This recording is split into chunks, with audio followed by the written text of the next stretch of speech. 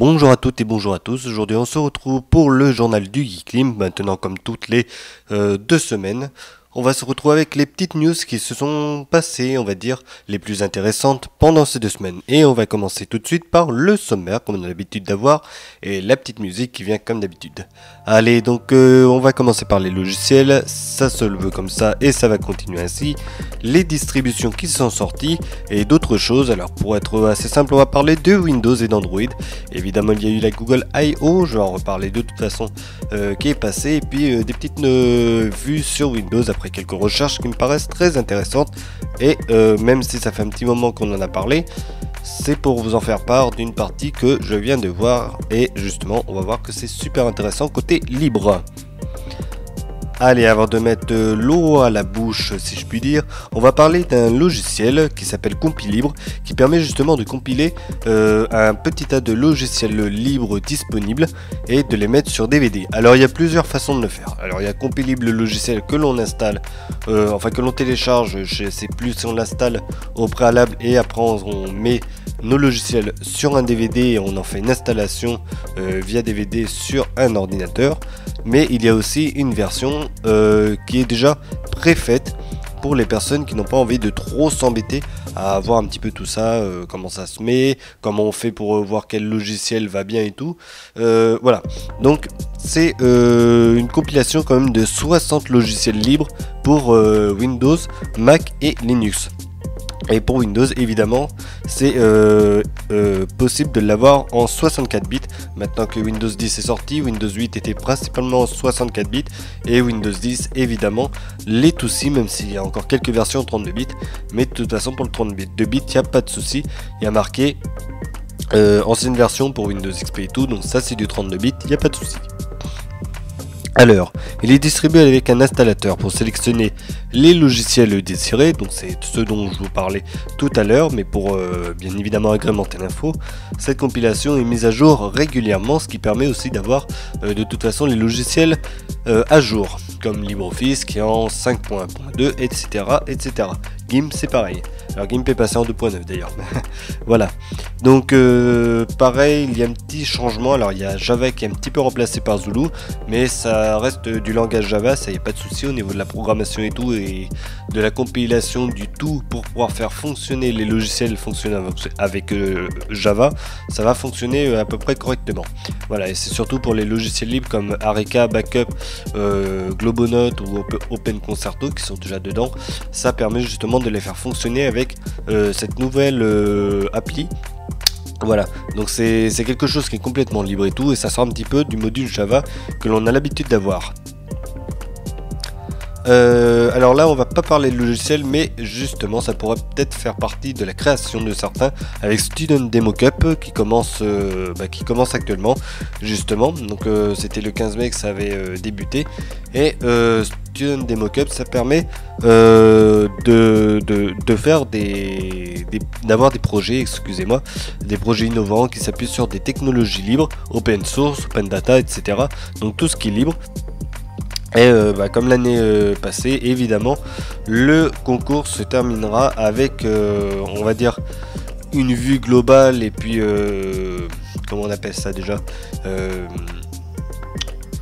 un concours, voilà, on va dire ça, c'est un concours pour lequel il y aura un gagnant, et ça se passera le 16 novembre prochain. Donc un jury qui sera là pour justement noter les projets qui ont été faits, les logiciels créés ou quoi que ce soit, choses créées, choses fabriquées et tout, et justement le jury récompensera la personne qui sera gagnante. Par quoi, je ne sais pas exactement, je n'ai pas l'info, mais sachez que de toute façon depuis le 15 mai il y a eu le début de la Student Demo Cup. Voilà, donc date de début du dépôt des projets. Il y a tout sur le site internet justement du projet. Il y a les règles, il y a la façon dont on peut justement fabriquer et tout les logiciels, ou justement en fonction des projets les articles, ce dont on a besoin. Voilà. Du 1er juin au 9 octobre, il y a la validation des projets. Le 24 octobre, sélection des projets finalistes. Voilà, donc ça donne une petite idée de quand est-ce qu'il faudrait avoir terminé un petit peu le projet. Et du 24 octobre au 15 novembre, il y a les votes du public et enfin une grande finale le 16 novembre, ce dont je vous parlais juste avant, avec la finale en direct du Paris Open Source Summit. Voilà, donc c'est un projet qui dure quand même quelques mois. Je voulais en parler parce que justement ça dure, c'est pas une seule journée, hein, c'est vraiment, on a des projets, on les met en place, on met ça en fonctionnement, soit en programmant, soit en préparant tout le matériel et tout. Et il faut dire que en une journée, voilà, c'est pas possible. Donc c'est vraiment quelque chose qui dure sur plusieurs mois. Et franchement c'est plutôt pas mal de ce côté là. Ça permet d'avoir des petites innovations. Et en plus de ça, ça reste sur le côté libre et open source. Donc c'est plutôt sympathique. Allez, on passe aux distributions. Allez, on va parler de ChaletOS qui passe en 16.04. Alors j'en avais parlé lors d'un test récent, donc j'avais fait le test de la version antérieure qui m'avait quand même très agréablement surpris. Voilà, donc ils en ont sorti une autre version, c'est basé sur du Ubuntu. Évidemment c'est fait pour les débutants. Alors il prend pour les thèmes graphiques GTK2 et GTK3, donc ça c'est plutôt pas mal.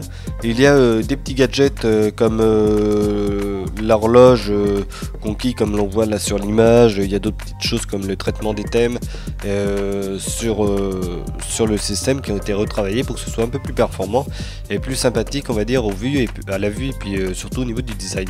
Voilà, donc il y a des petites choses comme ça qui ont été améliorées, mais hormis ça, ça restera quand même quelque chose qui ressemble un petit peu à Windows parce que c'est vraiment ce que ça veut faire apparaître. On veut faire quelque chose qui soit comme Windows 7 évidemment, 8 et 10 c'est un petit peu différent, comme Windows 7, et justement les personnes qui veulent changer de Windows et passer à Linux seront pas trop perturbées de ce côté là. ReactOS. Alors ReactOS qui passe en 0.4.1. Alors lui il y a des petites améliorations, donc c'est du Windows NT à la base. Il y a des petites améliorations de modules internes, donc des modules à Windows NT. Voilà, parce qu'il y avait des petits bugs, des choses comme ça qu'ils améliorent en permanence. Pareil pour le gestionnaire de fichiers qui a été amélioré pour les de dossiers et tout. C'est le côté graphique qui a été revu pour pouvoir faire fonctionner correctement le système. Tinicore Linux, lui c'est pareil, il s'est vu arriver une bonne petite mise à jour pour corriger les bugs apparents. Voilà, les fichiers de configuration ont été améliorés comme les changelogs ou d'autres choses comme les configs en .sh dans le système. Donc il y en a qui ont été améliorés, d'autres enlevés, d'autres ajoutés, enfin voilà, pour que ce soit vraiment plus stable de ce côté là. Évidemment il existe la version simple bureau à 16 mégas au téléchargement et installable par DVD. Après il faut tout faire avec internet, et il existe la version multi-bureau, toujours pareil à vide, et il faut après le compléter avec les logiciels que l'on veut sur internet. Donc il faut vraiment avoir internet pour l'avoir celui-là. Alors je sais pas si on dit Gentoo ou Gentoo Linux, mais il faut savoir que la 20 160 514 est sortie, non sans rire, 2016-05-14, donc c'est plutôt la date à laquelle c'est sorti. C'est une mise à jour, c'est pareil, avec une mise à jour des logiciels comme GIMP par exemple qui est passé en 2.9, moi j'ai encore la 2.8 moi. LibreOffice en 5.1.2, etc. Plasma c'est pareil, ça a été mis à jour sur la dernière version sortie, donc voilà, on aura vraiment les derniers logiciels et tout, c'est plutôt pas mal, et en plus de ça, normalement c'est quand même quelque chose qui est assez stable.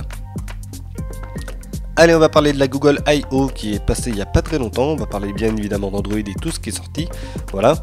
Donc, on va dire que pour avoir vraiment tout sur Android N, parce que j'en parlais quand même, il y a le site internet, je l'ai marqué là comme ça en plus petit sur le titre, vous pourrez y aller et puis vous aurez vraiment tout de décrit avec évidemment tout ce qui se fait en fonction des fonctionnalités nouvelles qui ont été ajoutées ou modifiées sur Android. Voilà, donc j'ai laissé le lien, c'est Android Pit qui le prend, et puis voilà, pour ceux qui n'ont pas envie de s'embêter à tout copier ce qu'il y a ici, sur Google vous tapez justement Android N et normalement vous devrez tomber sur le site assez rapidement.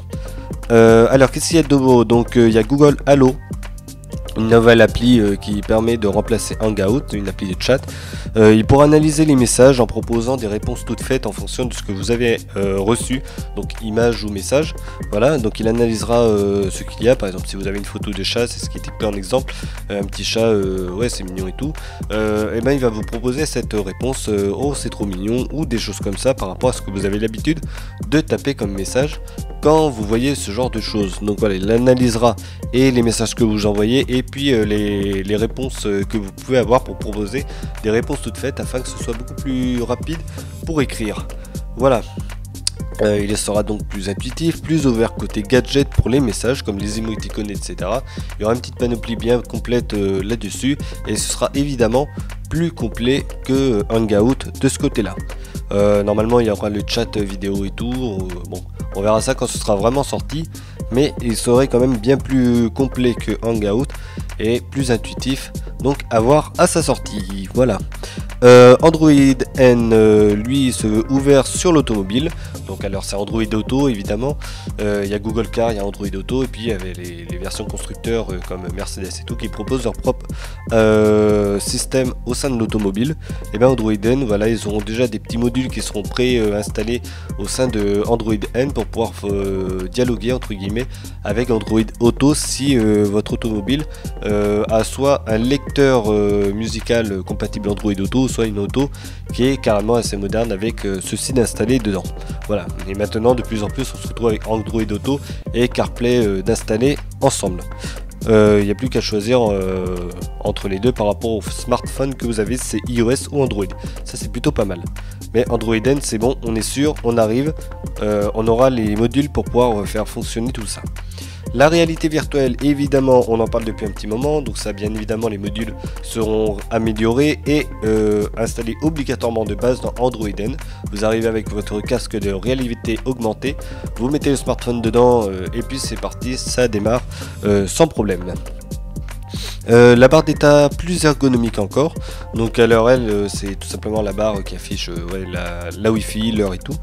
Les notifications ont été améliorées, c'est pareil, il y aura la possibilité de répondre aux SMS, aux mails ou des choses comme ça via le module de notification, même sur l'écran de veille si j'ai bien compris. Donc ça c'est plutôt pas mal, c'est à dire qu'on sera un petit peu comme l'iPhone actuellement, on arrive, hop, on déplie les notifications, on clique dessus, puis il y a la possibilité de répondre directement sans aller dans l'application message. Voilà, donc ce sera beaucoup plus rapide pour pouvoir répondre et le tout sans obligatoirement déverrouiller le smartphone. Donc on va voir par la suite, normalement ce serait ça. Le multifenêtrage a été amélioré, donc ça ce sera disponible apparemment sur smartphone aussi pour pouvoir splitter en deux les applications qui seront ouvertes. Donc plutôt pas mal, surtout que maintenant tous les téléphones sont 16/9 et que les écrans sont de plus en plus grands. Donc là sur la base avant on avait du 4 et du 4,5 pouces, maintenant la base c'est du 5 pouces à 5,3 pouces et si ça continue comme ça dans un an on aura du 5,5 pouces en smartphone de base au niveau de la taille de l'écran, donc c'est de plus en plus gros. Voilà. Module de veille dose qui a été refait pour améliorer l'autonomie. Voilà, il y a une meilleure gestion de l'autonomie et surtout de la mise en veille de l'appareil, donc ça c'est plutôt pas mal aussi. Et le thème de nuit, voilà, un dark theme, ça s'appelle le mode nuit, il est activable au sein même du téléphone. Bien évidemment, comme je l'ai dit tout à l'heure, il y a énormément d'autres choses sur Android N. Donc comme je vous l'ai dit sur le site Android Pit, tout est expliqué, vraiment tout en détail et tout. Je trouve ça plutôt pas mal, j'ai regardé et tout. Franchement, si vous voulez vraiment des informations là-dessus, ça c'est la partie écrite et après vous pourrez aller sur YouTube évidemment avec Frandroid et tout qui justement propose des vidéos complètes sur ça. Moi je vous conseille celle de Clubic qui a sorti une vidéo sur Android N qui est plutôt assez complète, c'est-à-dire je crois 6 minutes, mais au moins il y a à peu près tout qui a été dit sur la Google I.O. C'est assez concis, il n'y a pas tout évidemment, mais la plupart a été dit, c'est plutôt pas mal aussi et ils sont vraiment spécialisés là-dedans. Allez, on va sortir d'Android, on va passer à Windows, le petit Windows 10 tranquille. Alors lui, on va parler du bash sur Windows 10, on va revenir un petit peu dessus, tout simplement pour parler de ce côté Ubuntu qui est bien évidemment disponible. Alors là, c'est disponible pour ceux qui testent la version Update de Windows. Ce sera disponible pour nous en juillet pour le public. Voilà. fin juillet, début août, je crois que c'est un truc comme ça, à voir par la suite. Voilà, donc alors j'avais vu ça, je vais été chercher un petit peu sur internet, je me suis dit bah voilà, on peut installer des applis apparemment, c'est ce qui était dit et tout, donc je me suis dit est-ce que c'est possible vraiment d'y mettre un gestionnaire de fichiers? Eh ben oui, mesdames et messieurs, c'est possible. Alors là, ce que l'on voit ici, c'est que, alors je sais pas si c'est Tunar, ça a l'air d'être Tunar hein, ce qu'il y a devant nous. Là apparemment c'est Tunar qui est actif. On va pouvoir installer un pack graphique dedans et puis installer ce que l'on veut qui appartient à Linux. Donc ça c'est plutôt pas mal et puis c'est vraiment une ouverture importante vers le monde du libre, c'est-à-dire qu'on n'aura pas seulement les applications Windows, on pourra démarrer nos petites applications Linux dans Windows. Alors jusque là on n'y croyait pas trop, on s'est dit oui il y a le bash et tout, mais est-ce que c'est juste pour le côté purement serveur et tout? Apparemment ce serait pas que ça, donc là on voit vraiment c'est quelqu'un qui avait testé justement jusqu'où on pouvait aller. Donc là si on lit bien, alors je sais pas si vous voyez super bien, sinon bah, au pire vous passez en grand écran, c'est plutôt pas mal. Et donc là on voit qu'il a évidemment démarrer le module d'XFCE, voilà, et évidemment il a aussi fait quelques petits paramètres graphiques. Voilà, donc ça, et puis c'est bien Tunar, voilà, je me disais si c'était Tunar ou pas, si je remonte un peu, il y a bien Tunar, voilà. C'est plutôt pas mal, il y a même un petit dock au-dessus, alors ça c'est vraiment le dock d'XFCE. Alors ce qui est étonnant, c'est justement de voir les deux mondes réunis. On a Windows, ça c'est obligé, on le reconnaît, et on a le module de Linux à l'intérieur. Donc ce qui serait pas mal, ce serait de voir aussi combien ça prend de place le fait de démarrer tout ça. Est-ce que vraiment ça va prendre énormément de mémoire vive? C'est encore des ordinateurs qui sont vendus à l'heure actuelle avec 2 ou 4 Go de RAM et des ordi qui peuvent accepter du 64 bits au niveau du Windows. Donc voilà, sachant que même si on en a qui font de plus en plus 8 Go de base, bon, faut penser un petit peu à ça. Est-ce que ça vaut la peine d'aller jusque là si on prend du Windows avec un ordinateur qui n'a que 4 Go de RAM? Faudra voir ce que ça va donner de ce côté là, mais franchement l'idée est vraiment intéressante et je vois que justement par rapport à ça on a quand même quelque chose qui va vers ce que je voulais au départ, c'était pouvoir faire fonctionner des logiciels Linux sur Windows, mais vraiment c'est, on va dire OpenShot, GIMP, tout ça, tout ce que l'on connaît sur Linux, les faire fonctionner sur Windows comme ce que l'on fait avec Parallels sous macOS afin de faire démarrer des logiciels Windows exactement de la même manière que ceci. Donc on va voir quand ce sera sorti, mais franchement de plus en plus j'ai hâte de voir et de faire la mise à jour de Windows 10 parce que je l'ai quand même pour mes jeux vidéo. Franchement j'ai envie de voir ce que ça va donner, et puis de toute façon dès que ce sera sorti je ferai obligatoirement une vidéo là-dessus, j'installerai FFmpeg là-dessus, et puis je ferai des petites vidéos sur mon Windows, voir si ça fonctionne super bien. Mais apparemment c'est vraiment prometteur, et voilà. Pareil, est-ce qu'on pourra avoir les modules de KDE afin d'avoir juste comme ça le tremblement des fenêtres, Kawin et tout le bazar là, les packs graphiques super intéressants de KDE, c'est des choses qui pourraient être bon à tester et tout. Voilà, donc ça je ferai des tests là-dessus quand ce sera sorti et je vous en ferai part de toute façon au moment venu. Mais il faut attendre encore un petit peu parce que de toute façon c'est pas avant fin juillet, si j'ai bien compris, qu'ils sortiront la mise à jour, donc pas avant fin juillet qu'on aura le bash. Pareil, je fais une petite interlude là-dessus. Edge normalement devrait accepter les extensions avec le module update de Windows 10. Donc on pourra mettre AdBlock par exemple pour empêcher la pub d'arriver, parce que justement AdBlock a une version du logiciel qui est prévue pour celle avec la mise à jour en preview. Voilà, donc c'est pareil, ça n'attend plus que le logiciel Edge puisse accepter les extensions, parce que franchement pour le moment, mis à part qu'il est super rapide à démarrer et qu'il est très rapide au niveau de la recherche et du déplacement des pages au sein même du navigateur, on a encore ce souci d'extension qui vraiment pêche, mais vraiment, pour pouvoir utiliser Edge correctement, sachant qu'il est ultra prometteur. C'est vrai que c'était dommage qu'ils aient pas pensé à essayer de faire ça tout d'un coup. Voilà, bon, ça a été fait comme ça, tant pis. Mais ça aurait pu être sympa de ce côté-là. Voilà, allez, ça va être fini, donc bon, ça a pris un petit peu de temps, mais en même temps ça faisait 2 semaines qu'il n'y avait pas eu de journal. Et on termine avec ce petit module bash qui franchement est plutôt intéressant, et moi franchement ça me plaît bien. Allez, c'est fini pour aujourd'hui, donc de toute façon on se retrouvera pour une prochaine vidéo. Là je vais essayer de voir pour installer un module 32 bits de Linux, voir combien ça consomme et tout, et puis éventuellement tester tout ça pour les vrais vieux ordinateurs, parce que à chaque fois je fais des vidéos mais avec des versions 64 bits, et là j'ai téléchargé du Debian en 32 bits, la dernière version sortie, et je vais essayer de voir combien ça pompe au niveau de la RAM. Voilà, allez, on se retrouve pour une prochaine, à bientôt pour une nouvelle vidéo, surtout portez-vous bien. Allez, salut et bonne fête aux mamans.